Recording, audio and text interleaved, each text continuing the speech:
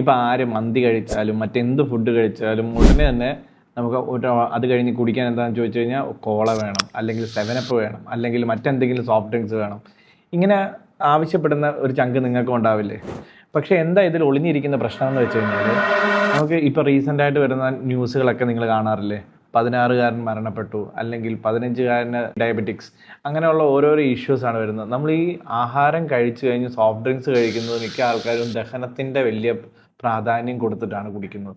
പക്ഷേ soft drinks അങ്ങനെ കഴിക്കാനുള്ള സാധനമല്ല. സോഫ്റ്റ് ഡ്രിങ്ക്സ് അമിതമായി കുടിക്കാൻ പാടില്ല. വല്ലപ്പോഴും നിങ്ങൾ മാസത്തിലോ അല്ലെങ്കിൽ 6 മാസം കൂടുമ്പോഴോ ഇടയ്ക്ക് കുടിക്കുന്നത് പോലെ അല്ല. അതിൽ ഷുഗർ കണ്ടൻറ്റ് എന്ന് പറഞ്ഞാൽ ഹൈ ആണ്. നിങ്ങൾ ഇങ്ങനെ കുടിക്കും തോറും നിങ്ങൾ പോലും അറിയാതെ നിങ്ങളുടെ രക്തക്കുഴലുകളിനകത്ത് ഫാറ്റ് ഡെപ്പോസിറ്റ് ആവുകയും നിങ്ങൾക്ക് ഈ പറഞ്ഞ പോലെ ഹാർട്ട് അറ്റാക്ക് അല്ലെങ്കിൽ എന്താ പറയുക സ്ട്രോക്ക് വരാനുള്ള ചാൻസസ് ഹൈ ആണ്. സോ അതുകൊണ്ട് നിങ്ങൾ അമിതമായുള്ള സോഫ്റ്റ് ഡ്രിങ്ക്സിൻ്റെ ഉപയോഗം എത്രയും പെട്ടെന്ന് നിർത്തുക. എല്ലാവരും ഹെൽത്തി ആയിട്ടിരിക്കുക, സേഫ് ആയിട്ടിരിക്കുക.